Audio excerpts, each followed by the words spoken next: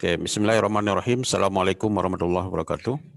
Waalaikumsalam warahmatullahi wabarakatuh. Alhamdulillah, segala puji kepada Allah Subhanahu wa taala. Pada pagi yang berbahagia ini kita sudah bertemu melalui virtual Zoom ini. Mudah-mudahan pertemuan ini mendapat barakah daripada Allah Subhanahu wa taala. Dan sebelum itu saya ingatin karena pengalaman unit 3 dan 4 banyak yang lupa absen. Ini tolong diklik absen dulu kalau belum. Pak. Salawat dan salam kepada Nabi besar Muhammad sallallahu alaihi wasallam atas perjuangan baginda Rasul, sahabat semua, sehingga kita dapat menikmati iman, yaitu iman dan Islam. Mudah-mudahan kita tetap dalam Islam ketika kita kembali kepada Allah Subhanahu wa taala. Pertemuan ini lebih kepada untuk memberikan penekanan atau penguatan dan sekaligus juga pengayaan materi dari apa yang sudah kita pelajari beberapa kali pertemuan. Nah, saya berharap Anda sudah membaca semuanya dan kemudian jika ada hal-hal yang ingin disampaikan, ditanyakan di sini supaya kita mendapat penjelasan yang lebih detail. Saya mulai dari asumsi filosofis ilmu. Di pertemuan pertama, Anda mungkin bertanya, setelah kontrak belajar, kenapa kita bicarakan tentang ilmu? Nah, kenapa itu diberikan? Karena saya melihat di kurikulum kita tidak ada lagi filsafat ilmu. Padahal dalam penelitian, salah satu unsur yang paling penting itu adalah Anda memiliki yang disebut dengan asumsi filosofis. Dan asumsi filosofis itulah bicara tentang ilmu. Yang dalam pertemuan pertama kita, kalau Anda lihat di slide itu, di handout itu, ada 3 hal yang di dalam penelitian kualitatif atau penelitian kuantitatif itu dikategorikan sebagai asumsi filosofis, yaitu ontologi, epistemologi, aksiologi. Nah, di buku Gracewell dan di beberapa buku penelitian yang lain ditambah asumsi filosofis itu 4, ditambah satu lagi adalah metodologi. Nah, jadi apa yang kita maksudkan asumsi filosofis itu? Asumsi filosofis itu pandangan dasar kita, pendapat kita tentang apa yang ingin kita teliti. Itulah yang disebut dengan asumsi filosofis. Nah, di handout ada ontologi, epistemologi, dan aksiologi. Wilda, apa epistemologi? Wilda kok termenung kayak gitu? Udah makan? Udah, Pak. Oke, apa epistemologi?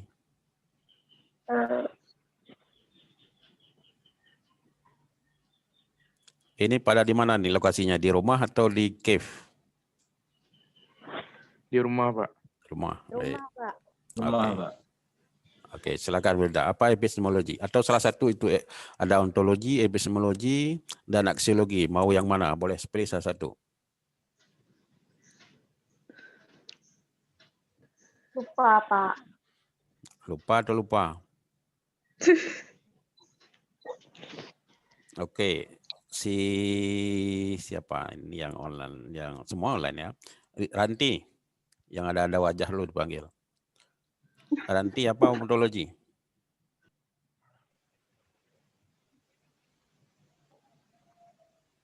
Ontologi, Pak.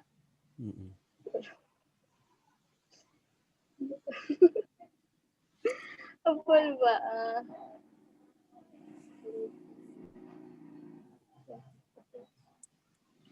Si Putri. Putri.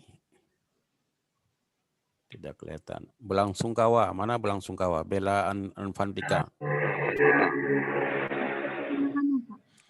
Iya, Pak. Ya.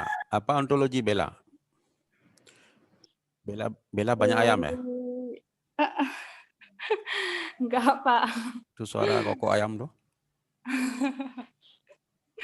Punya tetangga, Pak.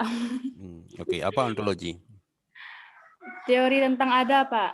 Apa yang ingin kita ketahui dari apa yang ingin kita yang ingin kita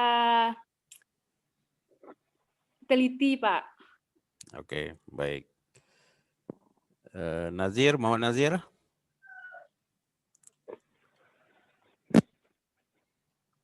Ya, apa ontologi atau apa epistemologi atau aksiologi?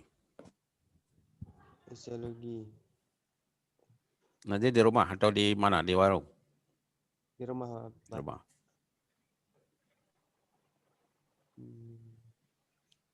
Ilmu Oke, Aksal.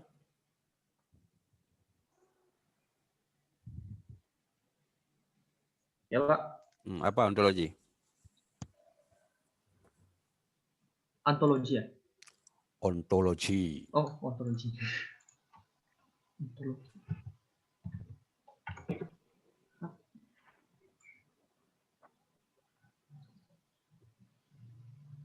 Oke, baik.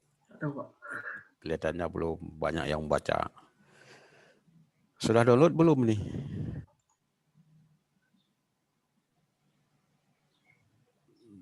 Sudah download? Iya, Pak. Baterainya, Pak. Load. Download ya. Oke, tadi si bilang sudah betul ya. Jadi ontologi itu misalnya begini. Saya ingin mempelajari tentang si Putri misalnya atau Wilda misalnya. Maka saya ajukan pertanyaan, Wilda itu siapa? Nah, untuk menjawab itu, itulah yang disebut dengan ontologi. Jadi kita mempelajari tentang Wilda, siapa ayahnya, siapa mamanya, kemudian siapa kakaknya, siapa adiknya, lahirnya kapan, hobinya. Semua hakikat daripada Wilda itu adalah untuk menjawab pertanyaan ontologi. Tapi kemudian kalau untuk menjawab pertanyaan epistemologi, nah Wilda sekarang sudah segede ini, sudah cantik seperti ini, sudah sebentuk manusia seperti ini, sudah begini. Lalu pertanyaannya, mengapa dia bisa besar sebesar ini? Nah, secantik ini, segini, itu pertanyaan epistemologi. Jadi kita menanyakan bagaimana dia bisa tumbuh besar seperti sekarang. Itu bicara dalam proses, sehingga dia menjadi besar seperti sekarang, itu adalah menjawab pertanyaan epistemologi. Nah, lalu kalau kemudian kita ingin lihat setelah besar seperti sekarang, dia kuliah dan kemudian kuliah di UIN dan semuanya mendapat ilmu ini, lalu dia mau kemana lagi? Nah, itu adalah untuk menjawab pertanyaan aksiologi. Jadi menanyakan nilai. Wilda itu mau diapain? Nilainya seperti apa? Itu adalah bicara tentang aksiologi. Nah, jadi saya ulang lagi, ontologi itu bicara hakikat daripada Wilda. Jadi kalau misalnya kita membuat penelitian tentang Wilda, maka kalau kita ingin mendalami siapa Wilda yang sebenarnya, itu adalah untuk menjawab pertanyaan ontologi. Lalu kemudian bagaimana dia bisa besar proses seperti sekarang, nah itu adalah menjawab pertanyaan epistemologi. Lalu setelah ini mau apa? Kemana akan si Wilda ini bermanfaat dan semuanya? Itu adalah bicara tentang aksiologi. Bisa dibedakan? Bisa, Pak. Bisa Pak. Oke. Nah, lalu yang keempat, asumsi filosofis itu adalah metodologi. Metodologi itu cara tadi. Kalau kita misalnya tadi untuk mengetahui siapa Wilda, caranya bagaimana? Nah, kita ingin mengenai bagaimana proses besarnya Wilda sekarang. Nah, itu tentang bicara metodologi.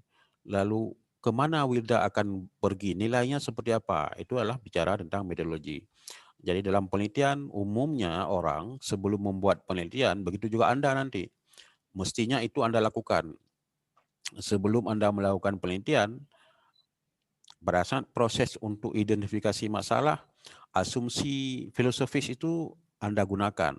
Jadi Anda mempertanyakan 3 aspek tadi, 4 aspek ya, ontologi, epistemologi, aksiologi, dan metodologi. Nah, setelah ada gambaran seperti itu, baru kemudian Anda mengidentifikasi masalah. Nah, lalu kemudian dari identifikasi masalah, sudah tahu apa? Identifikasi masalah itu adalah proses menginventarisir masalah, proses mengumpulkan masalah, proses mengenali masalah, proses bagaimana kita menemukan masalah, itu disebut dengan identifikasi masalah. Nah, jadi sebelum dalam proses identifikasi masalah itu 4 pertanyaan tadi penting. Kalau misalnya Anda menentukan, saya misalnya dalam pikiran Anda ingin melihat masalah dampak dari pemanfaatan gadget dalam kaitannya dengan komunikasi dalam keluarga misalnya. Nah, maka Anda harus bertanyakan, gadget itu apa? Kok bisa seperti itu? Lalu nilainya seperti apa? Nah, bagaimana cara mempelajarinya? Nah, baru kemudian Anda mengidentifikasi, melihat masalah-masalah yang timbul apa. Nah, itu prosesnya harus seperti itu. Jadi jangan tiba-tiba kemudian Anda langsung pilih masalah dan kemudian merumuskan masalah lalu menulis proposal. Itu kurang tepat, ya. Nah, itu yang penting di penguatan pertama di pertemuan pertama, yaitu tentang filosofis asumsi filosofis penelitian. Ada pertanyaan di sini?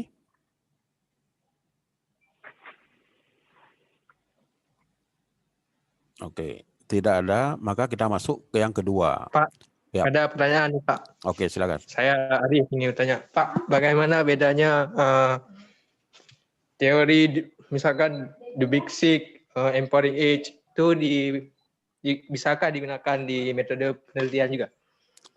Bisa. Oke, itu nanti. Itu pertanyaan yang bagus, tapi tidak dalam konteks pembahasan aspek filosofis ini. Jadi itu nanti kita bicarakan ketika kita bicarakan teori dan peranan teori, lalu kemudian kira-kira untuk kualitatif teori yang paling tepat apa, kuantitatif apa, kombinasi seperti apa. Baik, itu nanti kita jawab ya. Yang dalam pertanyaan asumsi filosofis ini ada enggak?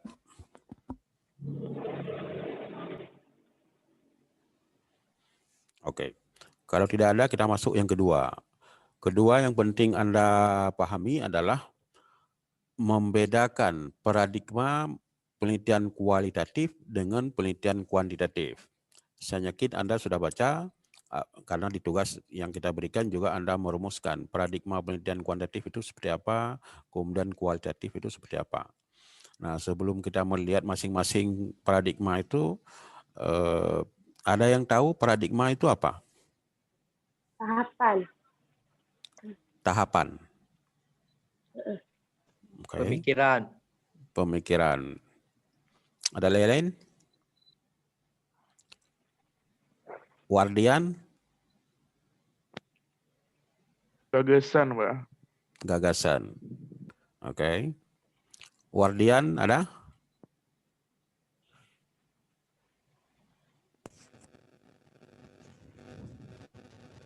Pandangan dasar, Pak. Pandangan mendasar para ilmuwan mengenai yang menjadi pokok permasalahan.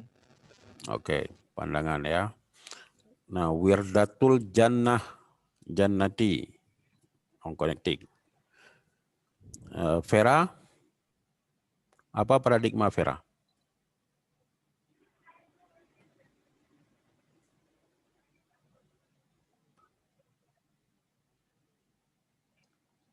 Halo Vera.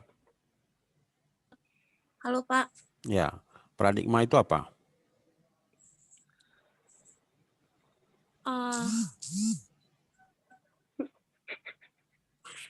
Kok harus pegang kepala? Itu pertanyaannya.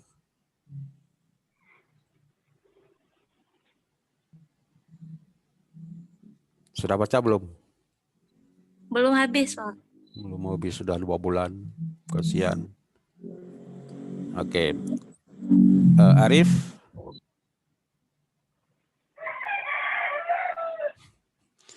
Kita nampaknya harus ke rumah Vera ini untuk makan ayam, banyak kali kokok ayam. Ya Pak, maaf Pak, tadi saya ke toilet.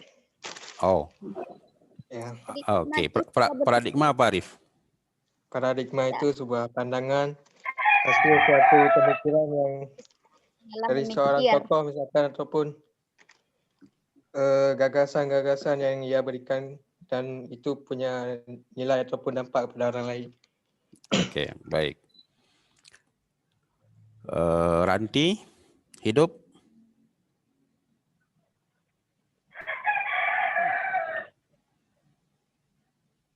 Paradigma merupakan cara pandang seseorang dalam memikirkan dan memahami sesuatu, Pak.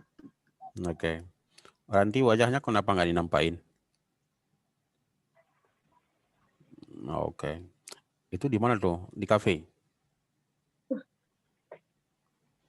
Di bengkel kayaknya. Di depan rumah, Pak. Oke, baik. Ya, jadi sudah benar ya. Jadi paradigma itu adalah cara pandang. Cara pandang kita terhadap sesuatu. Dan itu tadi kaitannya dengan asumsi filosofis. Nah, ini sangat penting dalam penelitian. Karena kalau Anda lihat skripsi kakak letting Anda, walaupun dia sudah selesai, sudah disahkan, ketika Anda baca secara cermat, masih agak ada kekakuburan, ada tidak begitu clear ya. Dia bicara kualitatif, tapi ada juga nuansa kuantitatifnya. Dia bicara kuantitatif, ada juga nuansa kualitatifnya. Tapi bukan juga kombinasi. Nah, karena tidak begitu memisahkan secara hitam atas putih antara dua penelitian ini. Nah, karena itu penting sekali nanti Anda, begitu Anda sudah melihat masalah. Nggak dengar, Pak. Nggak kelihatan? Nggak dengaran? Kedengaran? Nggak? Dengar, Pak, dengar. Dengar, Pak, dengar. Dengar. Banyak kali kokok ayam lah yang kayaknya agak kedengaran. Dengarnya, Pak. Ya, rumah siapa nih? Rumah Vera atau rumah Ranti?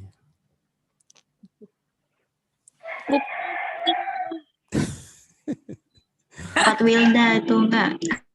Oh, Wilda kayaknya ya.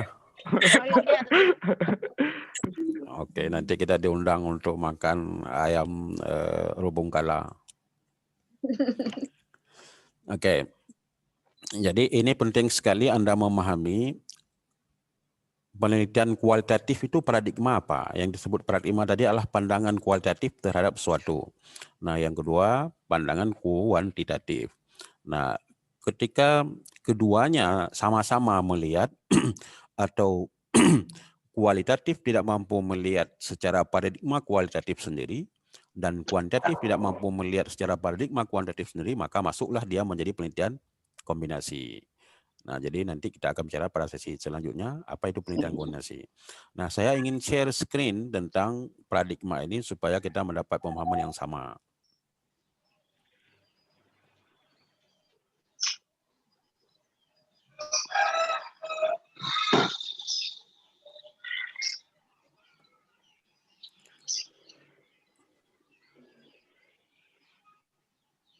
Kelihatan screen-nya?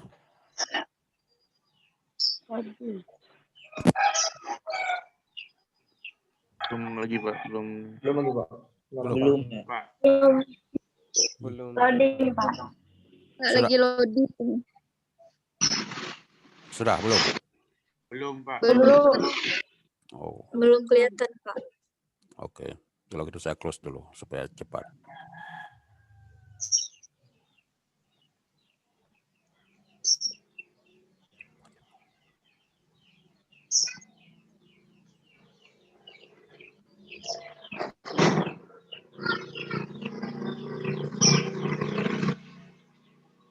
Kelihatan?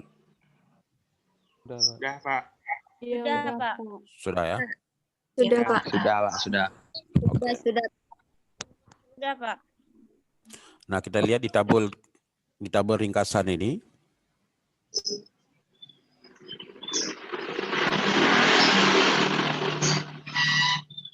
Itu siapa yang dekat jalan loh? Wilda, Pak. Wil- Astaga. Oh, Wilda. Wilda rupanya rumahnya dekat jalan. Iya, Pak.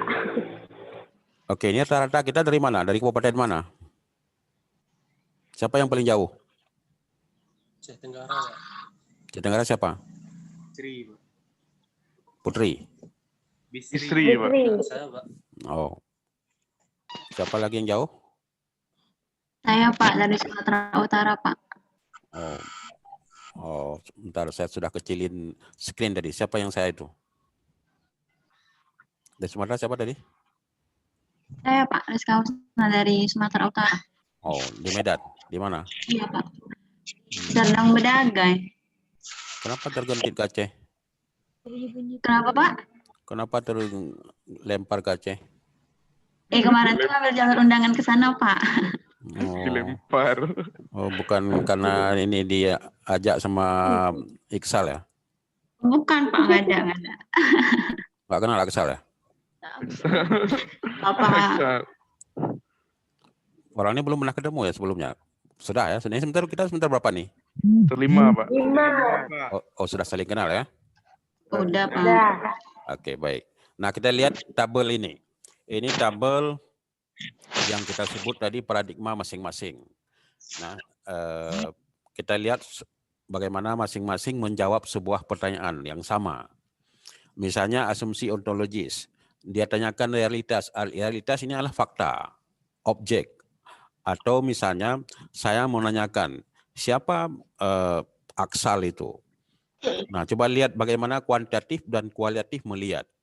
Bagi kuantitatif, kalau misalnya untuk melihat Aksal tadi, dia melihat Aksal itu objektif. Tunggal dia. Dan bebas dari peneliti. Jadi tidak ada kaitan dengan peneliti. Dia melihat Aksal itu sebagai sesuatu yang kemudian ingin dipelajari secara mendalam. Tidak ada kaitan dengan si peneliti. Itu pandangan atau paradigma kuantitatif. Sementara kualitatif, dia objek yang sama, melihat Aksal itu subjektif.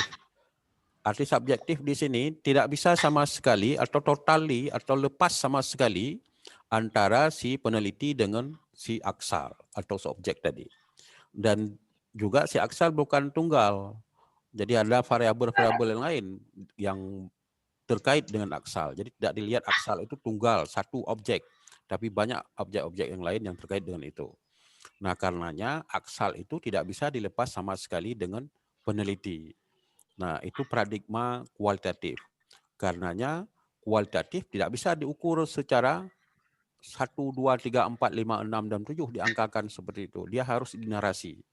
Jadi kalau misalnya kita tanyakan siapa Aksal, tidak bisa dijawab 7. Aksal itu 8, Aksal itu 10. Tidak bisa seperti itu. Tapi kalau kuantitatif, tidak bisa ditanyakan dengan seperti siapa Aksal. Maka yang bisa ditanyakan berapa harga Aksal. Itu baru bisa dijawab oleh kuantitatif. Tapi kan tidak, kalau manusia kan tidak mungkin ada nilai harga seperti itu. Iya, Pak. Nah, tapi kira-kira itu juga harus dilihat. Ini penting melihat paradigma ini nanti karena di rumusan masalah, nanti kita akan bicarakan lebih detail, di rumusan masalah penting sekali memahami penggunaan kata. Penggunaan kata, ada kata yang memang dia tidak bisa dinarasikan. Misalnya apakah, itu apakah, umumnya kata apakah kalau dirumuskan rumusan masalah dengan kata apakah itu umumnya akan menjurus ke kuantitatif. Tapi kalau dirumuskan masalah bagaimana maka dia ke kualitatif. Kenapa? Karena kata bagaimana menghendaki jawaban yang deskriptif. Tidak bisa ukuran-ukuran. Nah, itu penting memahami seperti ini karena di rumusan masalah akan mengindikasikan jenis atau pendekatan penelitian apa. Nah, itu satu di dalam paradigma melihat hakikat dari suatu masalah. Itu siapa yang punya anak? Ada Pak. Iya, Pak. Wilda kan? Wilda ya? Anak kucing, Pak.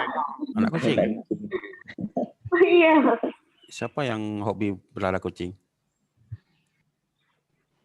Ikhlasul ya? Hah? Ikhlasul pada kucing, bukan? Oke, kita tinggalin tuh. Sorry. Nah, yang kedua adalah lihat bagaimana cara paradigma masing-masing penelitian dilihat dari sudut epistemologi. Misalnya untuk pertanyaan, apakah ada hubungan peneliti dengan apa yang diteliti? Lihat cara melihat antara kualitatif dan kuantitatif. Bagi kuantitatif tidak ada hubungan.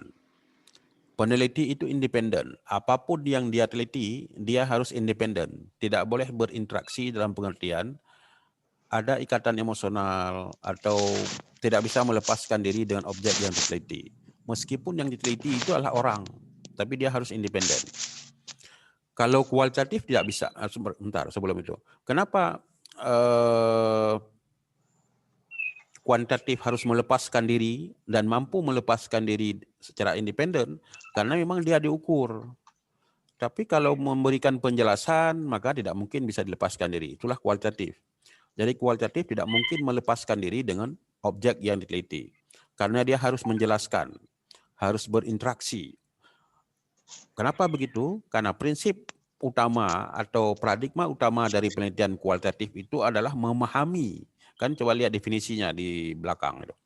Definisi kualitatif itu adalah salah satu memahami fenomena secara deeply, secara mendalam. Ini kenapa masih ada yang masuk jam segini? Belum bangun yang tadi. Oke, jadi dia untuk memahami objek yang diteliti secara mendalam.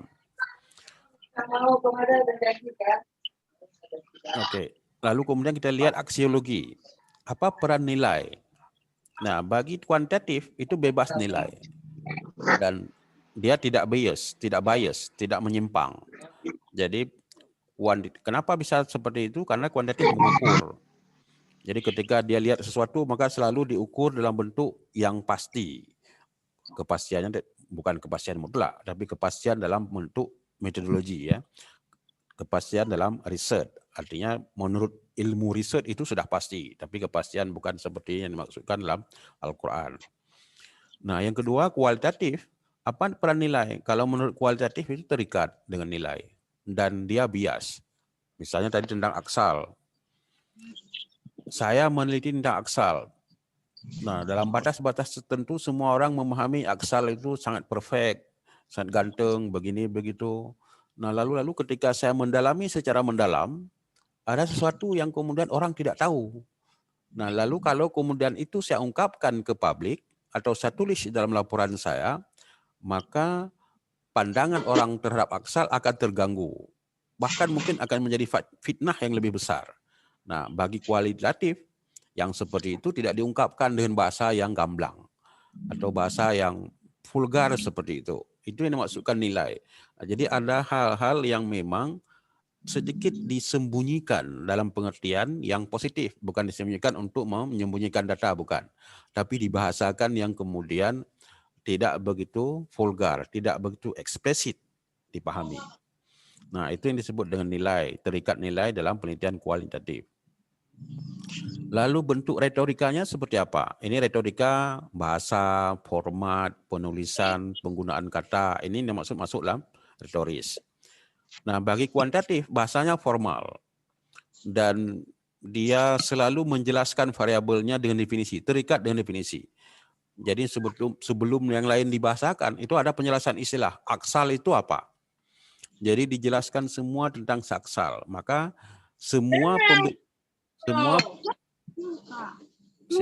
Oke, bisa di mute semuanya dulu. Oke. Siapa yang harus jaga adik?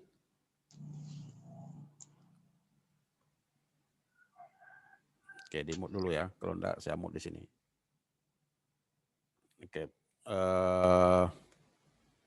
Jadi kalau kita bicarakan retoris, itu kita bicara tentang formal, format, kemudian sistematika, bahasa, struktur bahasa, kata-kata yang digunakan.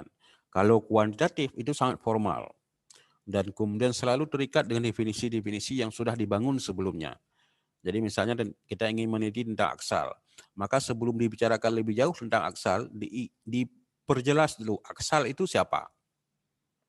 Maka didefinisikan adalah aksal manusia begini.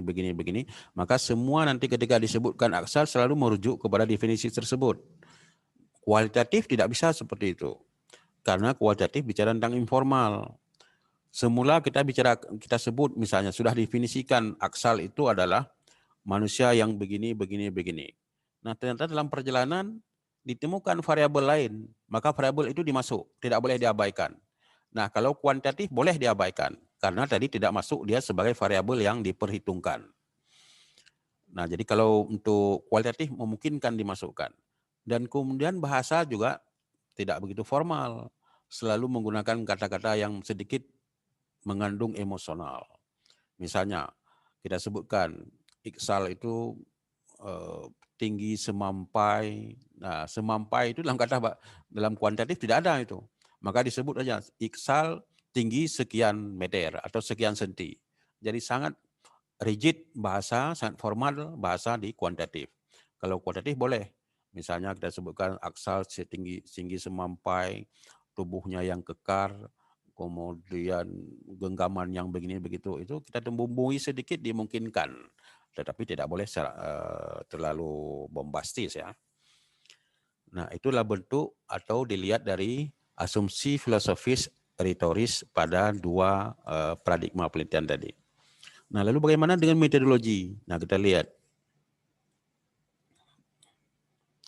Di metodologi, kalau misalnya kita tanyakan bagaimana proses penelitian, coba lihat. Di kuantitatif itu deduktif. Kemudian sebab akibat. Jadi selalu akibatnya dimulai dari sebab. Kemudian rancangannya statis. Nah, ini tadi sama dengan yang retoris tadi. Jadi kalau kuantitatif Anda membuat penelitian kuantitatif, semula Anda sudah menentukan dua variabel, maka sampai selesai penelitian tidak boleh ada penambahan variabel. Tetap dua. Nah, kalau yang kualitatif, Anda semula misalnya tadi kita meneliti tentang si aksal, semula Anda berpikir kita hanya meneliti aksal dalam kaitannya dengan mama, ayah. Nah, ternyata dalam perjalanan kehidupan aksal itu bukan hanya dua orang ini yang membentuk, tapi ada pengaruh neneknya, atau mungkin ada pengaruh pamannya, atau mungkin ada pengaruh makciknya, atau siapa yang di luar variabel tadi. Kalau kualitatif boleh tambah variabel-variabel tadi. Tapi kalau kuantitatif langsung diabaikan, karena tidak ada dalam setting awal. Nah, kemudian kuantitatif itu hasilnya dapat digeneralkan. Jadi hasil misalnya kita teliti tentang aksal. Lalu kita meneliti aksal begini. Nah, kalau kuantitatif karena diukur, maka kalau ketemu orang yang seperti deskripsi ini, maka kita katakan bahwa orang ini akan seperti ini, akan ada sifat seperti aksal. Jadi kalau misalnya di kuantitatif kita sudah sampaikan, aksal itu tinggi sekian senti, kemudian rambut keriting begini, lalu beratnya sekian, kemudian bangunnya jam sekian, makannya jam sekian, lalu istirahatnya jam sekian, maka wataknya begini, misalnya kita sebutkan. Lalu kalau ketemu orang seperti deskripsi itu, maka kita bisa mengatakan bahwa watak si A seperti ini, si manusia ini seperti ini. Kenapa? Karena kita sudah ukur tadi pada si aksal. Nah, tapi kalau kualitatif, tidak bisa digeneralkan. Karena dalam pandangan paradigma kualitatif, setiap masalah berbeda. Setiap objek akan berbeda. Berbeda karena kondisi, berbeda karena konteks, berbeda karena macam-macam. Sehingga dia hasilnya hanya untuk kasus by kasus. Kalau kita teliti tentang aksal, maka tidak bisa dia bicara untuk si Natasha misalnya, atau Rizka misalnya, atau Putri misalnya. Hanya untuk aksal saja. Jadi kasus by kasus, jadi bukan general. Itu dalam konteks generalisasi hasilnya. Sorry. Nah, lalu kemudian teori. Di dalam pemahaman kuantitatif, penelitian kuantitatif, teori menjadi landasan. Tetapi kalau penelitian kualitatif, teori itu sebagai pendukung. Makanya kemarin di tugas kita ketika saya berikan Anda untuk menjelaskan tentang siklus penelitian, dua jenis penelitian itu, tidak banyak yang mampu menjelaskan dengan baik. Nah, padahal itu penting sekali untuk melihat siklusnya. Karena dari siklus itu akan kelihatan apakah di penelitian kualitatif teori sama pentingnya dengan di kuantitatif atau tidak. Kalau Anda nanti kita akan masuk ke situ. Kalau Anda lihat siklus itu di kualitatif, setelah mengidentifikasi, menemukan dan merumuskan masalah, itu bukan pada landasan teori, tetapi dia bolak-balik. Boleh langsung merujuk kepada teori, boleh sedikit mengabaikan teori. Bukan diabaikan sama sekali ya. Tidak ada penelitian yang bisa diabaikan teori. Tetapi bukan menjadi landasan. Dia hanya sebagai pendukung saja. Ada yang ingin ditanyakan? Halo?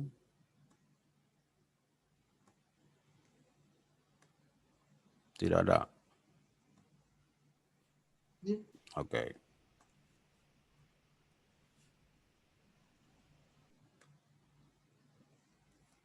Lalu apa lagi yang penting diberikan penguatan?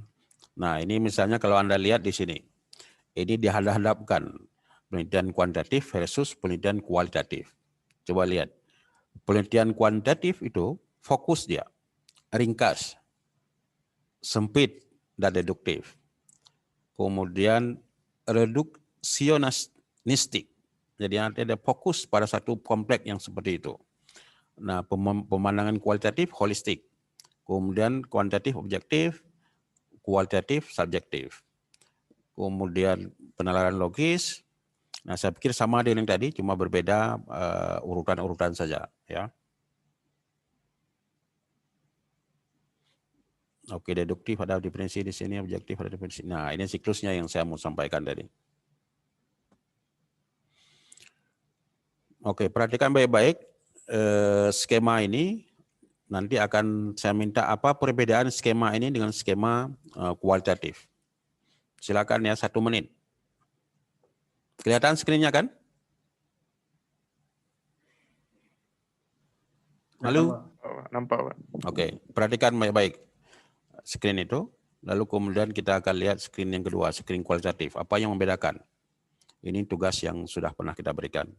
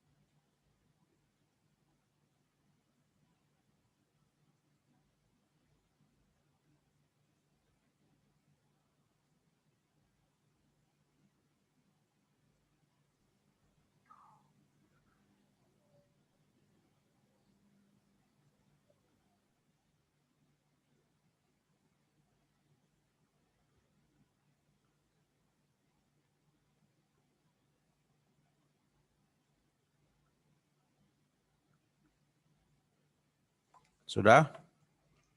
Oke. Lihat screen yang kedua ini.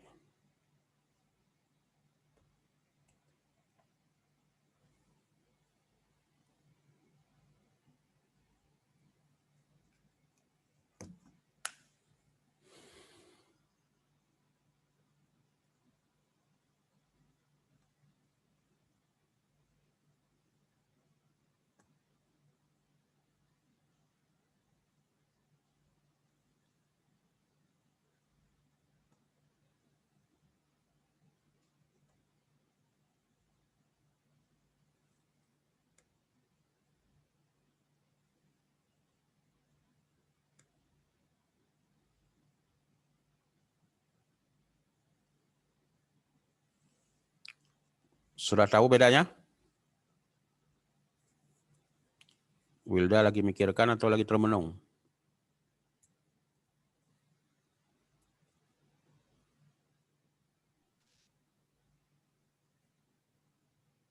Oke. Apa Wilda bedanya? Kalau yang kuantitatif tadi Pak lebih ya setelah menemukan pemikiran relevan terus menentukan kerangkanya, lalu menentukan kerangka. Terus hasil dari semua data tuh kembali lagi ke yang pertama sesuai atau tidak. Kalau misalnya ini lebih mendahulukan mengkaji literatur yang relevan sama juga kayak tadi. Habis itu ini lebih dahulu merumuskan masalahnya, Pak. Terus terus apa ya? Terus makan. Bukan.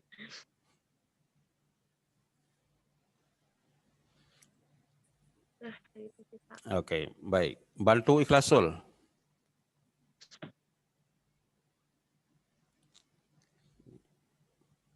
Ya, Ikhlasul. Apa yang membedakan dua siklus tadi? Siklus kuantitatif dan siklus kualitatif. Kalau siklus kuantitatif, pertamanya dia Suaranya kurang besar itu siapa? Ikhlasul. Pakai apa? Laptop atau HP?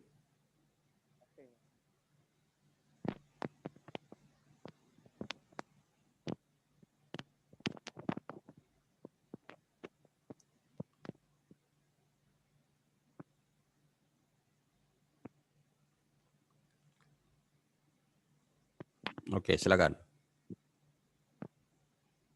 kalau siklus kuantitatif, pertamanya dia langsung mengidentifikasi masalah. Setelah itu membuat landasan teorinya dulu. Kalau yang kualitatif dikaji dulu literatur yang berhubungan dengan masalah yang dibahas, baru merumuskan masalahnya. Oke. Siapa mau tambah? Si Saidah. Ini Saidah Huta Barat, HTBRT ini apa nih? Huta Barat. Saidah hidup?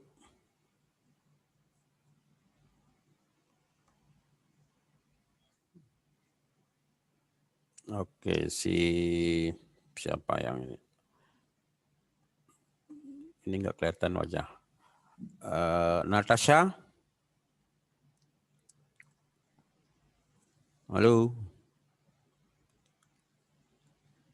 Natasha nggak ada?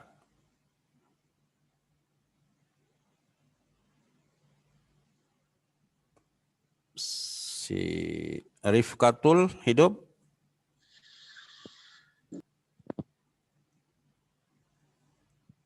Halo Rifkatul? Ini kelihatannya tidak semuanya ada nih.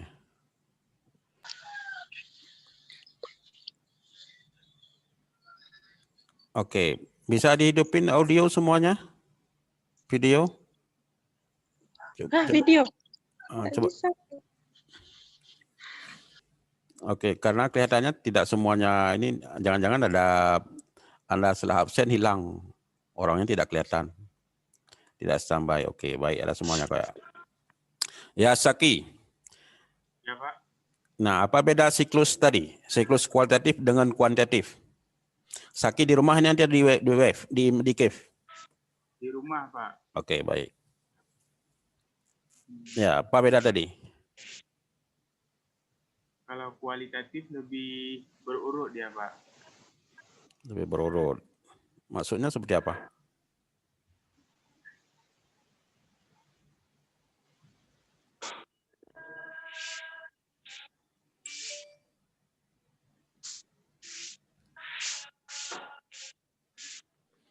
Oke, sini Ardian.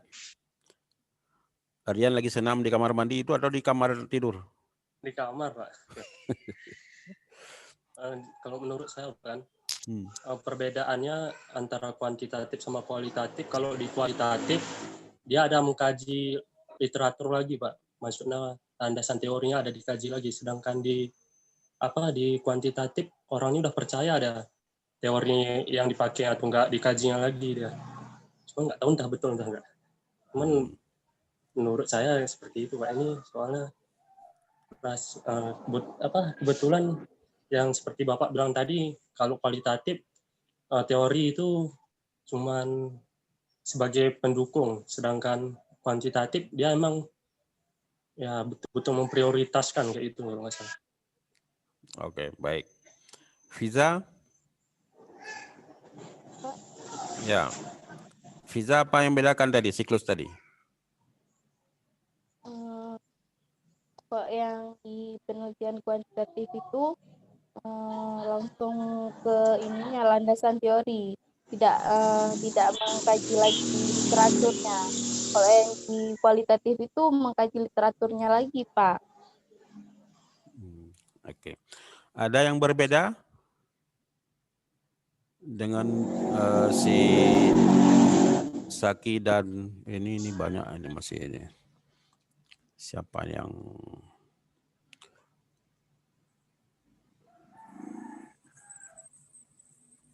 Oke, saya pilih orangnya dulu.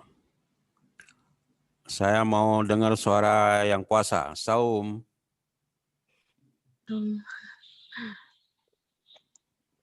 Saum di mana lokasinya? Di kabupaten mana? Di Anmod dulu. Oh iya. Di mana? Di Banda Aceh, Pak. Oh, Banda Aceh, dekat. Oke. Apa yang Anda lihat di dua siklus itu? Kalau di kuantitatif ini Pak, dia mengidentifikasi masalahnya tuh sekalian sama merumuskan dan juga melakukan pemilihan terhadap masalah. Terus baru melakukan landasan teori atau mengkaji dulu teorinya itu dan melakukan penelitian yang relevan. Barulah menyusun kerangka dan merumuskan hipotesis. Tapi kalau di siklus penelitian kualitatif itu mengidentifikasi masalah, lalu mengkaji literaturnya. Baru merumuskan lagi masalahnya gitu, Pak. Oke, baik. Saya Pak mau menyambungkan. Oke, siapa? Saidah. Saidah. HTBR itu kalau apa? Utara Barat ya? Utara Barat, Pak. Oh, Utara Barat. Medan ya? Iya, Pak. Oke, apa? Jadi kalau menurut saya, Pak, penelitian kuantitatif itu tidak melakukan analisis dan interpretasi data. Sedangkan kalau penelitian kualitatif itu melakukan analisis data dan interpretasi data, Pak. Oke. Putri Salmina, di rumah atau di mana? Di rumah, Pak. Di rumah, oke. Apa respon Anda, apa tanggapan Anda tentang dua siklus tadi? Kalau dilihat dari variabelnya udah berbeda Pak, variabel kerjanya. Kalau kualitatif itu lebih kepada teori kajiannya. Tapi kalau kuantitatif itu lebih kepada datanya, Pak. Oke. Belangsungkawa, Bella maksud saya. Iya Pak, kalau kuantitatif dia pertama menyambungkan teori dengan apa yang kita teliti. Selanjutnya dia menekan teorinya Pak, karena seperti Bapak bilang tadi, kuantitatif dia lebih mengutamakan teori. Jadi dia setelah memadukan teori sama penelitian, selanjutnya dia menekan lagi tentang teori dari penelitian tersebut. Tapi kalau sedangkan kualitatif, seperti Bapak bilang tadi, dia teori itu hanya sebagai pendukung. Jadi dia berjalan saja siklus penelitiannya, Pak. Oke, baik. Aksal, mau tambah? Ya.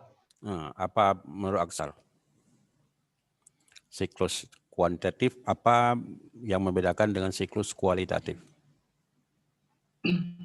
Kalau menurut saya, bahkan kalau di kualitatif itu beraturan karena dia dari identifikasi masalah langsung ke laporan dan itu langsung berputar-putar langsung ke mengkaji literatur dengan secara berurutan.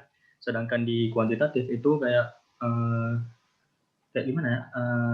Dia ngeidentifikasi dulu langsung ke landasan teori, di situ langsung ke itu dulu harus diterima ke hipotesis dulu, baru ke deduksi gitu. Gitu ya Pak. Oke, baik. Ada lagi yang mau tambah? Kalau tidak saya akan saya perjelas. Wilda itu di foto di atas kepala itu waktu TK ya?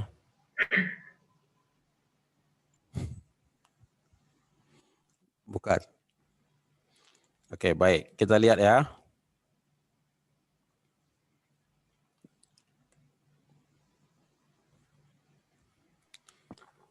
Nah, coba lihat screen ini. Identifikasi pemilihan, identifikasi masalah, perumusan masalah, pemilihan masalah, perumusan masalah. Nah, lalu kemudian di sebelah kiri ada landasan teori. Apa maksudnya ini? Ini maksudnya, kalau di kuantitatif, Anda sebelum identifikasi masalah, sebelum Anda memilih masalah, sebelum Anda merumuskan masalah, Anda harus membaca teori. Itu yang tadi saya katakan, misalnya saya ingin meneliti tentang si Aksal. Maka saya harus mempelajari dulu Aksal itu siapa. Siapa orang tuanya, siapa nama orang ayahnya, siapa nama mamanya. Kalau ada adik, siapa nama adiknya. Kalau ada abang, siapa nama abangnya. Lalu kemudian saya harus pelajari dia lahir tanggal berapa, ketika lahir kehidupannya, kelahirannya seperti apa. Itu semuanya saya dalami dulu. Itu yang disebut, makanya panahnya diturun ke situ, ke landasan teori. Kenapa seperti itu? Karena kalau kuantitatif, teori menjadi landasan. Jadi kalau nanti hasilnya baru boleh kita katakan salah kalau kuantitatif, karena teorinya mengatakan bukan seperti itu. Itu disebut dengan gap. Jadi masalah itu adalah gap. Ada penyimpangan atau ada bias antara norma dengan yang kenyataan. Ada bias antara teori dan praktek. Ada bias antara norma seperti ini, pelaksanaannya seperti itu. Nah, itu kuantitatif. Sehingga dia bisa dikatakan hitam putih. Oh, ini salah. Kenapa? Karena teorinya begini. Misalnya, saya pelajari tentang Aksal tadi. Saya baca. Aksal di teori dikatakan misalnya, walaupun kita tidak boleh percaya sama sekali, tapi itu adalah prediksi. Misalnya, Aksal itu lahir pada bulan Februari atau bulan Januari. Yang itu secara teoritis, orang seperti itu lembut, kemudian karakternya agak sedikit pendiam, kemudian bicaranya tidak ceplas-ceplos seperti itu. Teorinya seperti itu. Tapi dalam kenyataannya sekarang kita temukan, loh, Aksal itu belum apa-apa sudah ngomong plehplos, celak-celok gitu. Nah, itu kan ada bias antara teori yang itu. Nah, itu belum bisa kita ambil kesimpulan. Tapi setidaknya kita sudah ada gambaran bahwa kalau orang yang lahir pada bulan seperti ini kondisi badannya. Kemudian kalau namanya seperti ini, maka mestinya dia sedikit mewatak seperti ini. Kalau ayahnya adalah dalam gennya seperti ini, maka mestinya dia turuni gennya kepada Aksal seperti ini. Sehingga sifatnya akan begini-begini. Itu teori. Nah, kalau kuantitatif seperti itu. Jadi begitu Anda sudah terpikir ingin menemukan atau mengidentifikasi masalah A, maka Anda harus pelajari betul dulu teori tentang masalah A tersebut. Sehingga Anda akan mudah untuk memilahkan ini betul-betul menjadi masalah. Karena dari 3 teori atau 2 teori atau 4 teori atau 1 teori yang saya baca begini-begini. Kok kenyataannya seperti ini. Walaupun tanpa kita baca teori pun mesti kadang-kadang kita sudah bisa melihat, misalnya kita meneliti tentang pakaian muslimah misalnya kan secara umum Anda sudah tahu kalau yang muslimah itu harus tutup aurat dengan bagus dan begini, lalu kemudian tidak tutup aurat, misalnya yang ada jilbab tapi tangannya tidak ditutup, nah kan misalnya, atau jilbabnya kecil atau jilbabnya pendek atau jilbabnya tipis sehingga kelihatan semuanya. Nah, itu kan sudah bisa kita lihat bahwa itu secara normatif tidak sesuai dengan yang dimaksudkan dalam Islam. Tapi yang tidak dimaksudkan dalam Islam itu yang mana? Itu yang Anda harus pelajari dulu. Ayat Qurankah langsung, atau hadis Rasulullah, atau tafsir, atau fikihnya. Nah, jadi kita dalam kuantitatif harus clear betul di mana posisi teorinya, di mana posisi prakteknya. Tidak bisa kemudian kita berasumsi seperti itu. Itu yang dikatakan tadi, paradigma dari penelitian kuantitatif, teori menjadi landasan. Tidak bisa langsung kemudian Anda setelah mengidentifikasi masalah, langsung pilih masalah tersebut dan kemudian Anda merumuskan masalah. Belum. Nah, lalu kemudian setelah Anda mempelajari seperti itu semuanya, maka dilakukan deduksi. Deduksi itu adalah mencoba memperkecil masalah yang besar yang Anda baca tadi. Anda baca misalnya tentang si Aksal, genetik orang tuanya, genetik mamanya, genetik ayahnya, genetik dia sendiri. Lalu kemudian dari itu apa sebetulnya yang ingin Anda? Ini Anda perkecil, dikerucut lagi. Maka lahirlah kerangka teori. Kerangka berpikir. Nah, mengerucut dari sekian banyak teori yang Anda baca untuk terhadap masalah yang Anda pilih itu, maka dibangunlah kerangka teori yang kontekstual dengan masalah yang Anda teliti. Itu disebut dengan kerangka teori. Nah, lalu dari kerangka teori itu, baru kemudian Anda coba merumuskan hipotesis. Jadi lebih kecil lagi. Tadi kerangka teori adalah cara Anda memikirkan tentang masalah yang Anda teliti berdasarkan teori yang sekian banyak yang Anda baca. Nah, sekarang dari kerangka teori itu Anda keluarkan hipotesisnya. Hipotesis tahu kan? Tahu, Pak. Apa? Anggapan sementara. Dugaan sementara. Ya. Dugaan sementara. Oke. Ya, dugaan sementara atau kesimpulan awal sebelum kita membuat penelitian. Nah, jadi Anda pertanyakan itu, misalnya tentang Aksal, kita buat hipotesis. Hipotesisnya, misalnya kita sebutkan Aksal itu orangnya pemarah. Nah, apa betul itu? Itu nanti jawabannya di penelitian, hasil penelitian kita. Nah, kemudian kalau hasil kita analisis dan kumpulkan semua data dan data semuanya, kalau analisisnya diterima, maka sesuai dengan landasan teori. Tapi kalau analisisnya ditolak, maka itu berarti kita harus merujuk ke kerangka teori. Berarti salah kerangka teori yang kita kembangkan. Itu di kuantitatif. Jadi ada pengujian hipotesis secara kuantitatif di kualitatif. Kelas clear di sini? Sudah jelas? Oke, saya ulang ya. Di skema ini untuk menyatakan karena nanti siklusnya banyak. Paling tidak ada 9 langkah untuk melakukan penelitian. Tapi ini kita gambarkan yang sangat penting. Karena itu akan menjadikan paradigma dari masing-masing penelitian. Saya ulang. Anda mengidentifikasi satu masalah. Lalu kemudian Anda ingin memilih masalah tersebut. Kemudian Anda merumuskan masalah. Tapi pada saat Anda sudah ancang-ancang untuk mengidentifikasi masalah tersebut, Anda harus membaca sejumlah teori yang terkait langsung dengan masalah itu. Itu kalau kuantitatif. Maka teori-teori yang Anda baca itu, dari sekian teori mungkin, Anda pilih 1 atau 2 teori yang menjadi landasan utama Anda untuk menjadi pijakan dalam meneliti ini. Kan misalnya nanti ada teori si A, ada teori si B, ada teori si C. Maka Anda pilih 1 teori atau 2 teori yang menjadi landasan Anda. Nanti ketika Anda melakukan semuanya, maka teori ini sebagai rujukan utama. Itu di kuantitatif. Lalu kemudian dari teori-teori itu, Anda pilih 1-2 tadi, maka Anda buatlah kerangka berpikir Anda.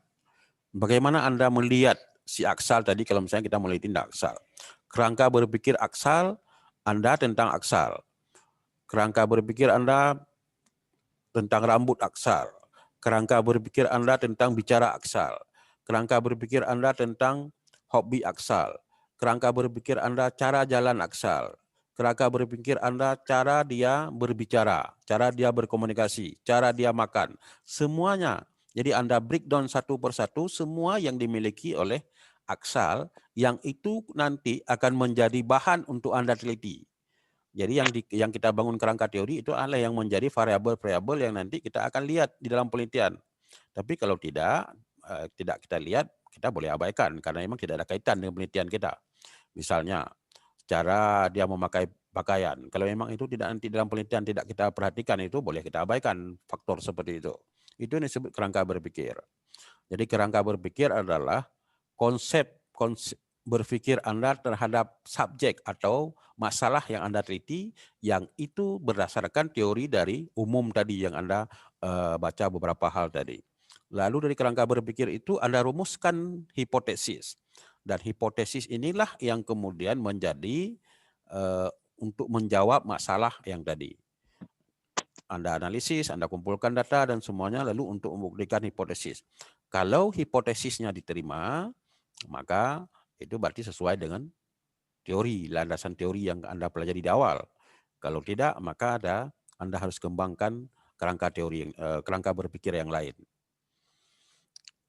Clear ya? Oke. Lalu kita lihat di kualitatif. Coba lihat perbedaannya, cukup mendasar kan? Diidentifikasi tidak diawali dengan membaca landasan teori. Coba lihat tanda panahnya. Tanda panahnya kan dua-dua arah. Dikembalikan ke identifikasi masalah satu dan juga ke literatur satu. Itu untuk saya ingin menyampaikan bahwa boleh ada, boleh tidak. Jadi tidak menjadi dasar utama. Tapi kalau tadi kan satu arah.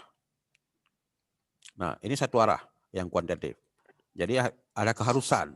Tapi kalau ini saya ingin sampaikan itu artinya boleh ada, boleh tidak. Karena memang dalam paradigma penelitian kualitatif, teori itu menjadi pendukung dia. Yang akan memperkaya wawasan kita ketika kita memahami masalah. Sebab penelitian kualitatif memungkinkan melahirkan teori yang baru dari apa yang dipelajari. Nah, kemudian dari teori-teori itu, kalau Anda membaca, baru kemudian Anda merumuskan masalah. Bukan mengembangkan kerangka berpikir. Kalau yang tadi, dari teori-teori itu, Anda kembangkan kerangka berpikir. Ini tidak. Dari literatur atau bahan-bahan yang Anda baca itu, Anda rumuskan masalah. Baru kemudian dari rumusan itu, Anda rumuskan hipotesis. Jadi di sini, hipotesis lahir dari rumusan masalah. Sementara di sana, hipotesis lahir dari kerangka berpikir. Jadi ada dua persoalan. Nah, kemudian kalau di kerangka di kualitatif, setelah Anda merumuskan hipotesis, baru kemudian Anda menetapkan desain penelitian. Jadi bukan, kalau di kuantitatif tadi, begitu Anda merumuskan hipotesis, maka langkah selanjutnya adalah mengumpulkan data, menganalisis, mengolah data, dan menganalisis data. Ini tidak. Dari hipotesis itu baru kemudian Anda merancang pendekatan, menetapkan rancangan penelitiannya seperti apa. Anda menetapkan pendekatan atau metode penelitiannya seperti apa. Jadi langkahnya setelah hipotesis. Padahal kalau di sana, di kuantitatif, kalau sudah Anda merumuskan hipotesis, langkah selanjutnya adalah melakukan pengumpulan data, lalu mengolah data, dan menganalisis data atau menginterpretasi data. Nah, ini tidak. Baru Anda menetapkan rancangan, desain itu rancangan, dan Anda memilih pendekatannya. Lalu kemudian baru Anda mengumpulkan data, lalu analisis, menginterpretasi, dan buat laporan.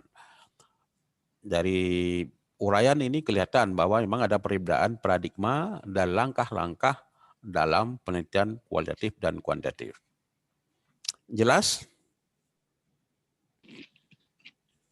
Jelas, Pak. Ya, Jelas. saya berharap jelas ya. Kalau tidak jelas kembali kepada laptop. Oke. Nah, saya akan pindah ke materi setelah paradigma. Yang paling penting Anda ketahui itu adalah penelitian kombinasi. Saya tutup beberapa screen supaya tidak ini dulu, tidak terganggu. Kalau ada yang ditanyakan silakan.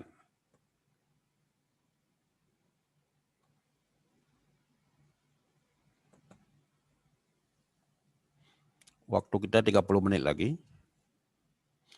Ini semuanya sudah dapat kuota kan? Sudah, Pak. Sudah, Pak. Oke. Sebab kalau tidak ada kuota, kalau menggunakan Zoom agak mahal. Tapi ada yang belum, Pak. Siapa yang belum? Ranci. Oh, kasihan amalnya kurang dong.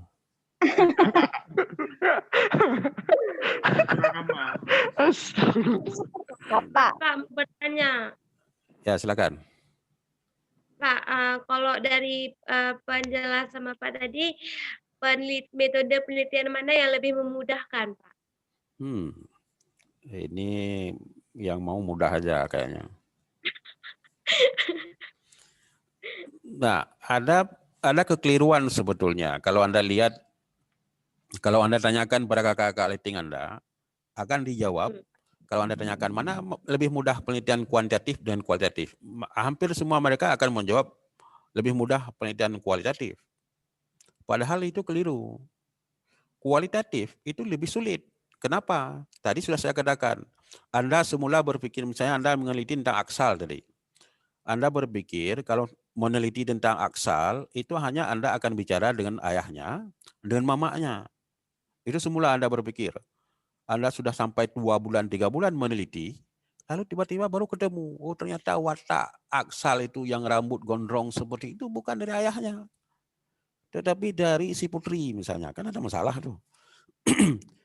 Nah, ternyata dari putri yang meminta dia supaya rambut gondrong. Nah, semula Anda tidak berpikir seperti itu, padahal Anda sudah mau selesai skripsi. Nah, karena Anda meneliti penelitian kualitatif, harus masuk putri. Maka putri harus Anda teliti dari awal lagi. Siapa putri itu, mamanya siapa, ayahnya siapa, hidupnya. Sama seperti Anda meneliti tentang aksal. Nah, mana itu artinya Anda tidak akan selesai dengan waktu yang Anda ini. Karena dalam penelitian kualitatif, itu paradigmanya variabel boleh ditambah, berkembang dia, tidak statis. Dalam perjalanan, kita melihat, mungkin Anda sudah masukkan putri. Lalu ketika Anda bicara dengan putri sebenarnya, bukan putri yang utama yang membuat dia gandrung itu. Tapi sebetulnya sudah pernah ada Dian dulu. Nah, cari Dian lagi. Nah, Anda nggak sudah selesai. Cari Dian, apa betul Dian itu pernah bicara begini-begini dengan semua yang semula kita sudah mau berpikir ternyata ada Dian. Setelah Anda ketemu Dian, ternyata bukan Dian. Tapi ada Mikdad di sana berpengaruh. Karena dia sama-sama ini hidup sama-sama kemana-mana berdua, lalu kemudian sepakat untuk rambut gondrong, sepakat untuk ya kelas berat, misalnya yang 80 kg kan. Nah jadi semuanya itu. Nah kapan selesainya? Susah. Jadi kualitatif lebih susah dibandingkan dengan kuantitatif. Karena tadi salah satu. Yang kedua, kesulitan di kualitatif itu adalah Anda harus membahasakan. Misalnya begitu lihat si aksal, kan bahasa kita harus mendeskripsikan tentang si aksal. Pilih bahasa, kemudian semuanya, narasinya banyak sekali. Sementara kalau kita meneliti tentang kuantitatif, misalnya kita tanyakan siapa itu aksal, kan coba lihat di tabel yang pertama tentang realitas tadi. Kan kita bebas, kalau misalnya si Wilda ingin meneliti tentang aksal, tidak ada kaitan si aksal ini ganteng, si aksal ini berarti saya mau meneliti tentang dia. Apakah dia ganteng, pemarah dan semuanya tidak kaitan dengan saya. Kalau saya temukan sifat yang seperti itu, saya ungkapkan seperti itu. Jadi lebih mudah karena kita ukur. Jadi tidak ada deskriptif narasi yang kemudian membuat kita kesulitan untuk mencari kata yang tepat. Bagaimana menggambarkan si aksal. Nah, tapi karena kenapa kakak letting Anda mengatakan bahwa yang kualitatif lebih mudah? Karena mereka menghindari matematik. Padahal sekarang kan tidak perlu takut dengan matematik karena semuanya bisa kita gunakan aplikasi. Misalnya untuk menganalisis data kita ada SPSS, ada banyak lagi aplikasi-aplikasi yang lain. Jadi semuanya tidak ada kekhawatiran, tidak ada kesulitan untuk yang kita hadapi tentang penelitian itu. Banyak sekali ini. Ada yang bilang, oh susah Pak untuk mencari ukuran sampel. Ada ukuran bagaimana kita menggunakan rumus untuk mengukur sampel. Di aplikasi Iosoft juga bisa kita cari berapa jumlah sampel. Kalau sekian populasi lalu sampelnya berapa. Mudah sekali, tidak ada kekhawatiran seperti itu. Jadi secara teoritis, kuantitatif lebih mudah dibandingkan dengan kualitatif. Nah, tapi orang kadang-kadang itu karena ketakutan saja. Kuantitatif itu karena dia disebut kuantitatif itu adalah penelitian yang bersifat pengukuran, maka begitu didengar pengukuran yang terbayang matematik, yang terbayang adalah sesuatu yang sulit untuk dianalisis, padahal tidak seperti itu. Oke, Wilda, clear? Clear, Pak. Terima kasih. Ayo, ada lain?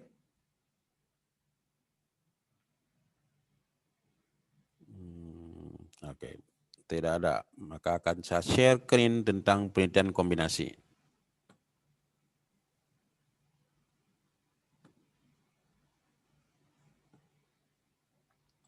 Kelihatan screen? Kelihatan, Pak. Oke. Kelihatan, Pak. Ya. Saum, apa penelitian kombinasi? Penelitian kombinasi, penelitian yang menggabungkan antara penelitian kualitatif dengan kuantitatif. Oke, baik. Bagus. Hayatul, hidup? Hayatul Paradise, hidup tidak? Ya, Pak. Oke. Show mukanya. Audio, pilih videonya. Oke. Ya, Hayatul. Penelitian kombinasi apa? Anda pilih baju yang seragam dengan warna dinding atau kebetulan? Kebetulan. Oke.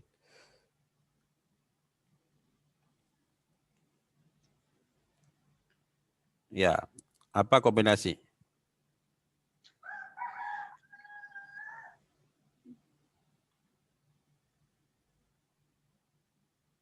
Sebut saja, nggak usah. Ini kita bukan salah. Kalau salah nggak salah. Bukan Al-Quran ini. Kalau salah tidak berdosa. Kita sedang belajar. Oh, rupanya sama Hayatul tuh ayam ya. Hai. Menggabung apa? Penelitian kualitatif menggabungkan menggabungkan ayam dengan rebung kala ya. Penelitian yang menggabungkan beberapa objek. Iya Pak, salah. Nggak apa-apa, karena sendiri Kamal ketawa dan nangis pun nggak apa-apa gitu. Oke, baik. Siapa yang belum pernah ngomong ini? Azari, hidup? Hidup, Pak. Oke, coba munculkan wajahnya.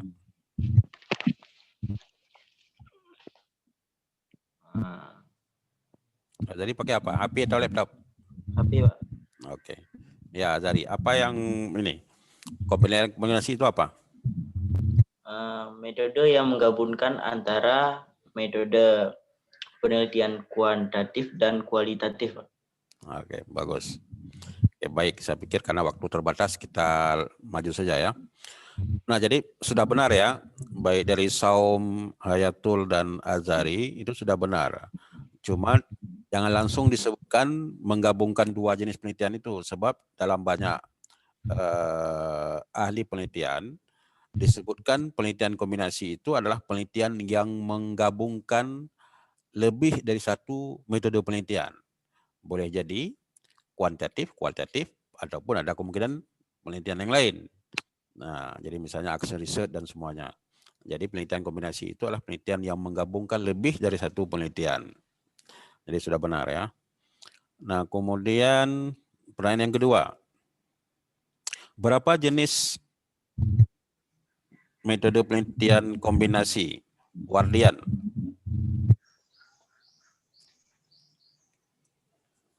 Ya, Wardian.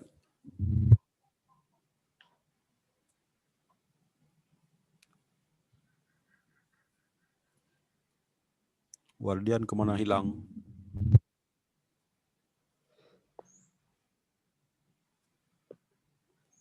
Wardian? Oke, sambil berbenah. Kita akan ke ini.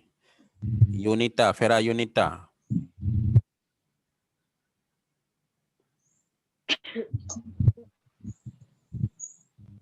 Vera Yunita.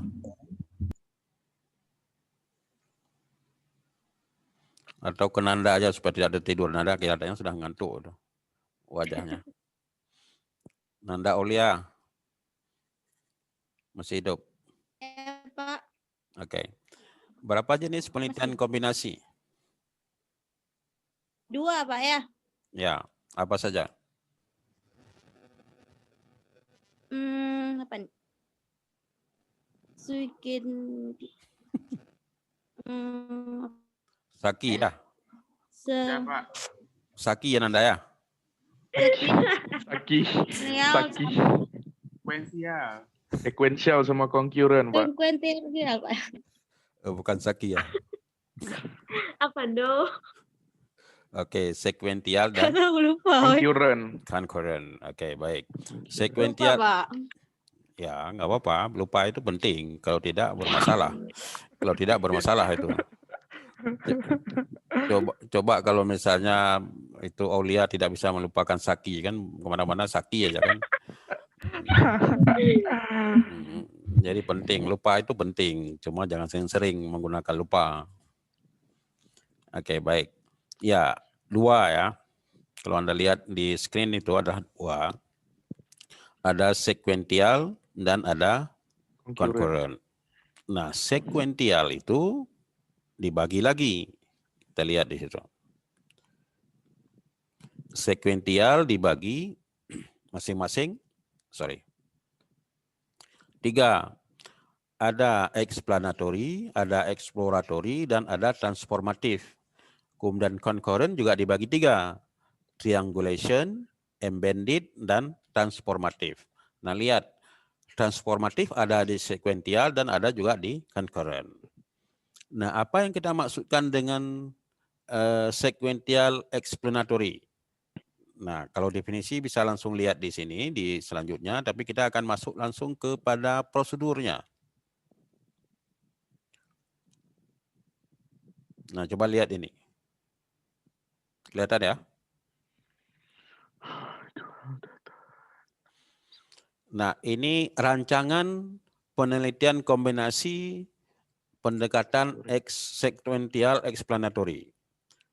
Lihat, ada kuantitatif, lalu data dan hasil, nah kemudian diikuti oleh kualitatif, baru kemudian diinterpretasi.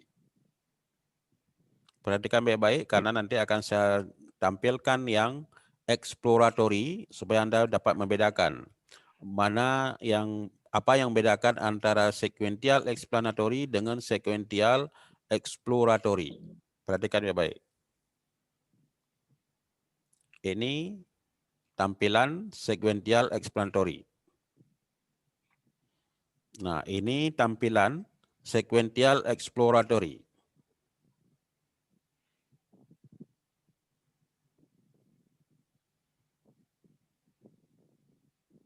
Sudah dapat membedakan? Oke, saya pindah ke screen yang lebih mudah, yang lebih mudah dilihat. Nah, ini dia. Sorry. Nah, ini.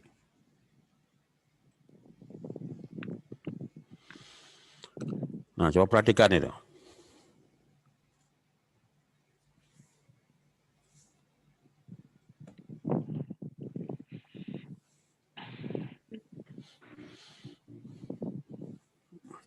Oke, saya kasih waktu 1 menit untuk melihat rancangan penelitian kombinasi sekuensial exploratory. Ya Allah, Vera Junior baru masuk, kita sudah mau pulang. Kemana anak ini?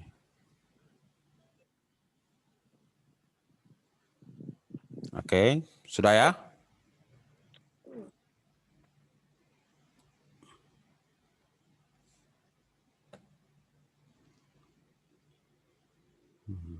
Ya, ini metode pengombinasi model sekuensial exploratory.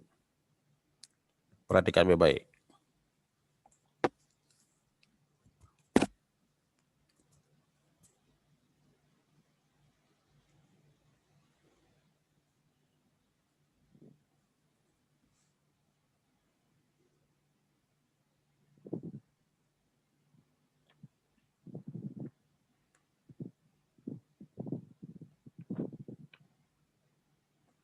Sudah? Nah, sekarang saya akan tanya sama Rina Hayu. Rina Hayu hidup? Rina. Hidup, Pak. Oke. Tampilan. Iya, Pak. Tampilkan wajah. Rina pakai HP atau Iya, laptop? Pak. Oke. Pakai HP, Pak. Pakai HP. Nah, apa yang membedakan dua tadi?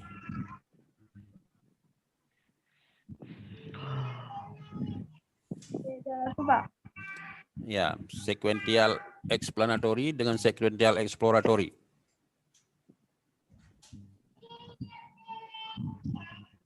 Bedanya menguji hipotesis dengan fakta. Oke. Boleh, nanti kita lihat lagi siapa lagi nih. Pak, Ya, Fiza izin keluar boleh Pak? Ada kepentingan di luar sebentar. dengan apa? Mau ke kantor Bupati. Acara? Anterin berkas beasiswa Pak. Oke, boleh. Nanti dibagi-bagi ya. Ya Pak. Nanti kita Ya, Pak. nanti kita diundang traktir. Kantor bupati mana? Nagan Raya Pak. Oh, Nagan Raya, baik. Nanti kita diundang. Siapa-siapa yang di Nagan?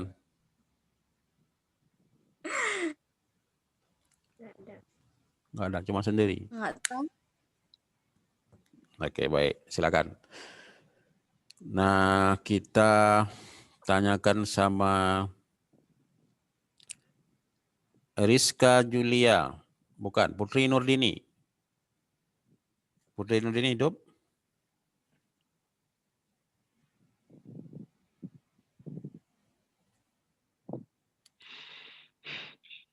Halo Putri.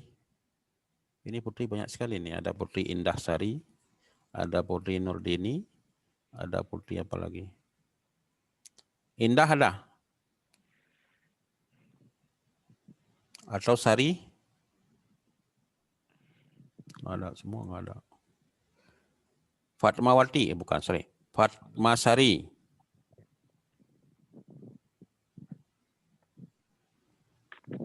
Nggak ada kayaknya.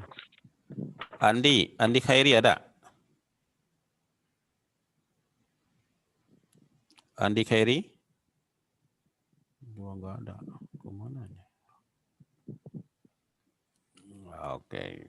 Kalau itu kembali kepada Mikdad. Mikdad, gimana membedakan, menjelaskannya itu?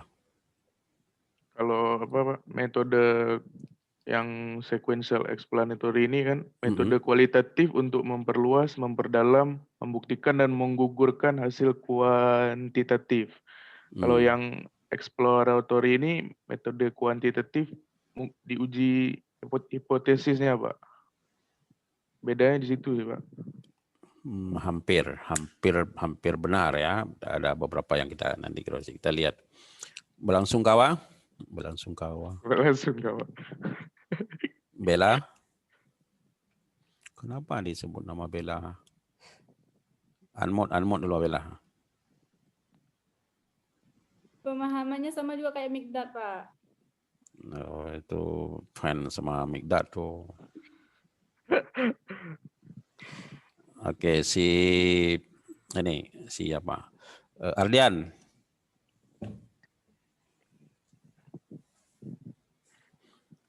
Jelasin sequential explanatory dengan sequential exploratory. Siapa yang punya burung itu? Bisri, Pak. Siapa? Bisri, Pak. Orang tua saya, Pak. Oh, sudah bertelur. Untuk dilombakan, Pak. Ya, saya penggemar burung. Mantap, Pak. Jual, Ri. Jual. Kasih ke Bapak, Ri. Jual, Ri. Ya. Coba tanya tuh, sudah beranak belum? Kasih ke Bapak, Ri. Hadiah. Enggak diternak ya, Pak. Maksudnya dilatih, misalnya dari yang apa, habis itu dilatih, dilombakan, menang, dijual. Oh, enggak diternak ya? Banyak ya? Sekarang tinggal 4 lagi cuma Pak. Oke, Bisri di mana? Kok udah ngomong. Di Kutasani ya Pak. Waduh, jauh sekali. Nggak jadi. Nggak jadi. Nggak jadi. Nggak jadi. Nggak jadi. Oke. Nanti bukunya. Oke, apa yang membedakan itu, Bisri? Bedanya di sini kalau metode kombinasi model sekuensial ini dia menguji tentang metode kualitatif, sedangkan yang metode kombinasi model sekuensial exploratory ini dia menguji kuantitatif ya Pak? Itu kan? Maksudnya duluan ya, kalau yang metode kombinasi sekuensial ini tentang kualitatif yang diduluankan, kalau sedangkan yang exploratory ini kuantitatif ya. Cuma nggak tahu Pak, kayaknya salah, nggak tahu juga. Tanya mau burung. Tanya mau burung. Nggak bisa jawab tuh. Oke, baik. Ya, jadi ada benarnya ya, bahwa coba lihat di di screen saja. Kan explanatory itu yang dominan itu adalah kuantitatif. Jadi ini coba lihat LB itu latar masalah, rumusan masalah, landasan teori, hipotesis, pengumpulan data, analisis hasil pengujian hipotesis. Lalu setelah itu baru kemudian yang tadi disebutkan oleh sini bahwa dilihat apakah penelitian hasil dari kuantitatif itu sudah mampu tidak menjelaskan secara kuantitatif.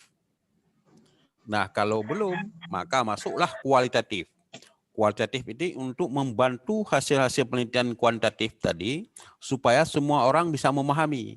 Sebab prinsip dasar penelitian kombinasi kan dia karena masing-masing penelitian tidak mampu meyakinkan audiennya dengan hasil dia sendiri. Kuantitatif misalnya, ditemukan hasil penelitian misalnya kita membuat penelitian pendekatan korelasi.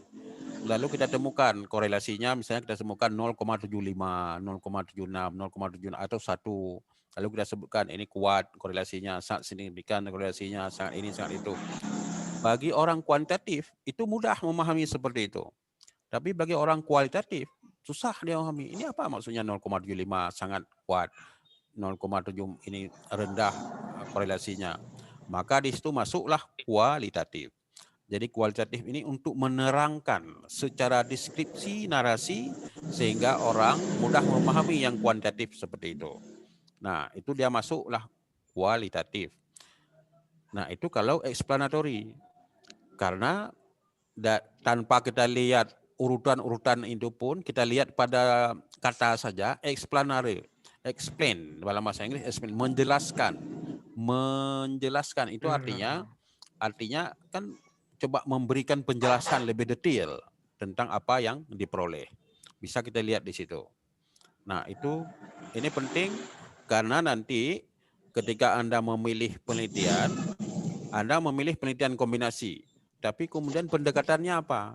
Yang sequential explanatory, exploratory, atau transformatif, atau concurrent. Concurrent yang triangulation, atau yang embedded, atau yang transformatif. Karena akan berbeda. Jadi karena itu penting dipahami pemahaman seperti itu. Satu tadi pemahaman bahwa penelitian kombinasi itu adalah menggabungkan lebih dari satu metode penelitian. Tapi ketika kita gabungkan, yang mana mau kita gabungkan? Apakah kita akan meneliti kualitatif dulu baru kuantitatif? Maka kalau itu yang kita pilih menjadi dia exploratory. Tapi kalau kemudian kuantitatif duluan, maka dijelaskan oleh kualitatif, maka explanatory. Tapi kalau ke embedded, maka ada 3 persamaan. Nanti kita akan lihat sebentar lagi. Bukan, kalau transformatif atau triangulation, itu ada 3 persamaan. Nanti akan kita lihat. Nah, kalau yang exploratory, kualitatif duluan. Jadi masalah dan semuanya sudah selesai. Baru kemudian kita uji atau kita berikan penjelasan. Di transkrip Anda juga kan seperti itu. Ada nilai angka dan ada nilai huruf. Jadi kalau misalnya nilai huruf bagi orang kuantitatif susah memahami, begitu disebut sangat amat baik. Sangat amat baik itu berapa ya? Kuantitatif akan mempertanyakan seperti itu. Jadi sangat amat baik itu kan A. Nah kalau A dijelaskan predikatnya sangat amat baik. Bagi orang kuantitatif tidak tahu dia, maka diberikanlah nilai. Kalau sangat amat baik 90 sampai 100. Nah, bagi orang kuantitatif yang mindset kuantitatif, begitu dilihat angka langsung bisa dipahami. Oh, rupanya kalau yang sangat amat baik itu kalau nilainya 90 ke 100. Sementara ini keluar dari materi ini. Anda sudah lihat ya sistem grading sekarang sudah berubah kan? Sudah pernah lihat atau belum? Sudah dikasih tahu oleh Prodi? Grading apa, Pak? Grading penilaian kita sekarang sudah berubah. Sudah ada A plus, sudah ada A minus, sudah ada A, kemudian sudah ada B plus, sudah ada B minus, sudah ada B, sudah ada C plus, sudah ada C, dan sudah ada D. Jadi Sudah sekarang seperti unsiah ya Pak? Ya? Sudah seperti unsiah. Ya, sudah gradingnya sudah seperti unsiah, cuma tidak tahu saya angkanya kalau di unsiah AB, BC. Ya, itu kalau kualitatifnya, tapi kalau kuantitatifnya saya tidak tahu. Kalau di unsiah sangat amat baik, yang A plus itu berapa nilainya? Kalau di kita berapa, Pak? Kalau kita sangat amat baik itu 90 ke 100. Kalau yang A minus itu 85 ke 89. Nah, kalau A 70 berapa sampai ke 84. Kurang ingat saya, tapi Anda harus ingat itu, jangan besok terkejut. Anda berpikir malah mencapai nilai 87 sudah A, belum. Sekarang sudah berubah sistemnya.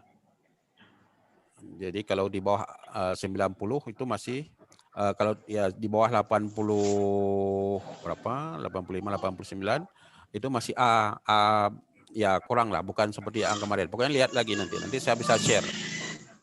Bisa saya share sistem gradingnya. Kita sudah berubah. Mulai semester ini sudah diberlakukan itu. Karena itu harus peningkatan untuk mendapatkan nilai yang lebih bagus sehingga bisa dapat A. Sebab jadi nilai yang sebelumnya gimana, Pak? Yang sebelumnya enggak apa-apa. Juga? Enggak, yang sebelumnya enggak. Tetap itu. Tetap itu. Jadi mulai semester ini dan ke depan itu akan berlakukan seperti itu. Jangan sampai yang semula misalnya Anda sekarang IPK-nya 3. Tapi kemudian karena sudah berubah sistem gradingnya, maka Anda mungkin selama ini target Anda sudah dapat 87 sudah bagus, sudah dapat A kan. Nah padahal itu belum nanti kalau sistem yang sekarang. Sehingga nanti IPK-nya akan turun. Jadi penting untuk disampaikan, diketahui itu. Ya ampun ya. Ya, Bella. Oke. Jadi clear ya perbedaan antara explanatory dan exploratory. Nah sekarang kita lihat yang triangulation. Triangulation coba lihat, itu ada 3 waktu yang bersamaan kita lakukan penelitian. Jadi masalah sama. Masalahnya harus sama, baik di kualitatif maupun kuantitatif. Lalu kemudian memperkuat peneliti sebagai human instrument kalau kualitatif, kemudian masalah kuantitatif itu sama dengan yang tadi paradigma tadi. Tapi di mana lagi yang sama? Pada sumber data. Datanya juga harus sama. Kemudian analisis data kuantitatif dan kualitatif, waktu yang bersamaan. Jadi ketika dianalisis data, itu sama-sama ada. Dikumpulkan baik data kuantitatif maupun data kualitatif, baru dianalisis. Itu triangulation. Jadi triangle itu 3. 3 itu itulah tadi. Ada masalah yang sama, kemudian sumber data yang sama, kemudian analisisnya bersamaan. Yang lain urutan-urutannya sama, yaitu urutan penelitian kualitatif, memperkuat peneliti sebagai instrumen, lalu pengumpulan data kualitatif, analisis data kualitatif, kemudian kuantitatif, landasan teori, rumusan hipotesis, pengumpulan data kuantitatif, dan analisis data kuantitatif. Nah, kita penelitian kombinasi belum banyak yang melakukan. Jadi kalau Anda nanti mengusulkan penelitian kombinasi, kemungkinan itu akan mudah diterima, karena belum banyak. Sudah ada, tapi belum banyak yang melakukan. Padahal ini jauh lebih bagus penelitiannya, karena yang hasil kuantitatif dijelaskan secara kualitatif, yang hasil kualitatif diukur secara kuantitatif. Jadi lebih sempurna penelitiannya. Lihat kenapa penelitian kombinasi digunakan, karena salah satu adalah hasilnya akan lebih bagus. Ini sama. Ya. Oke. Ada pertanyaan? Waktu sudah lewat 10 menit. Aduh. Padahal ada satu lagi materi tentang penelitian tentang bibliometrik.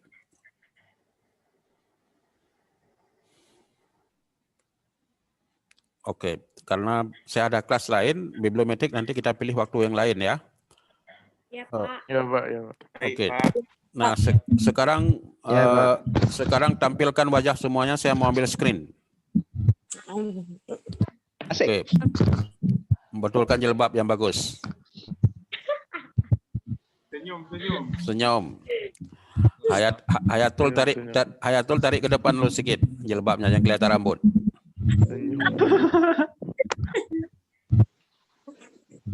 Putri mana wajahnya? Saidah. Putri yang mana? Putri Nurdini. Semuanya. Wardatul. Jannati mana Jannati? Masak. Lagi masak. Wardatul masak. Mana belum tampil Putri dengan Wirdan. Jannati cepet. Nah, udah. Putri Nurdini. Nanda nggak boleh kayak gitu, kelihatan malas. Aksal senyum. Aksal senyum. Aksal. Ini Putri nggak ada kayaknya ya. Oke, saya ambil satu screen dulu, ada 2 screen. Oke, bagus ya. 1, 2, 3. Sekali lagi. 1. Oh. Oke.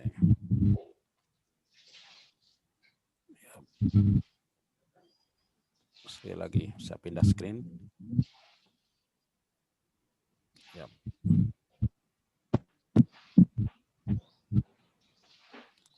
Oke, sekali lagi. Siap. Oke, baik. Terima kasih. Semoga ini nanti saya akan share recording. Mudah-mudahan ada manfaatnya dan kita akan pilih sekali lagi untuk kita bicarakan bibliometrik dan beberapa ini. Nah, jadi mulai minggu depan itu kita sudah bicara langsung praktek. Jadi kita minggu depan, jadi teori ini kelihatan sudah selesai dalam pengertian untuk hal-hal yang sifatnya besar. Tapi kemudian ke depan kita akan bicara mulai dari identifikasi masalah, apa itu masalah, bagaimana langkah mengidentifikasi masalah, kriteria masalah yang baik seperti apa. Lalu kita akan bicara bagaimana kita penjelasan istilah itu apa.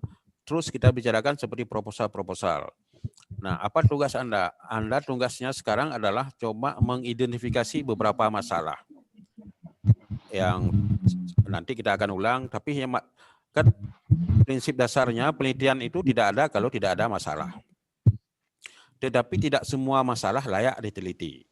Nah, karena itu ada kriteria masalah yang boleh dinaikkan untuk penelitian. Salah satu adalah masalah memang mempunyai nilai ilmu pengetahuan. Yang kedua, masalah itu memang ada metode untuk diselesaikan. Jadi kalau misalnya mimpi itu masalah. Misalnya si Wirda mimpi Bang Ikhlasul misalnya kan, lalu cerita kepada Paradise, bagus sekali mimpi, maka Paradise ingin mendapatkan mimpi seperti Wirda, itu sampai kiamat pun tidak akan dapat mimpi. Nah, itu masalah, tapi tidak layak untuk diteliti. Jadi masalah itu ada beberapa kriteria, salah satu ada nilai keilmuannya, nilai metode penelitiannya, dan masalah itu memang visible. Artinya visible, masalah itu punya objek. Sama dengan ketika kita bicarakan ilmu itu ada kriterianya, ada objek, ada metode, ada masalah. Jadi begitu. Nah, jadi ke depan terus akan kita bicarakan seperti itu. Ya, tugas Anda mulai sekarang sampai nanti ketemu itu, Anda mengidentifikasi masalah. Lalu kemudian nanti kita akan pilih masalah yang mana yang Anda itu akan membuat proposal. Pada akhir pertemuan kita, nanti Anda akan submit proposal. Ya. Oke, terima kasih. Mohon maaf kalau kemudian mungkin tidak begitu jelas karena koneksi dan semuanya. Mudah-mudahan pertemuan kita mendapat hidayah daripada Allah SWT. Assalamualaikum warahmatullahi wabarakatuh. Waalaikumsalam warahmatullahi wabarakatuh. Oke, boleh live. Saya akan tutup. Baik, Pak.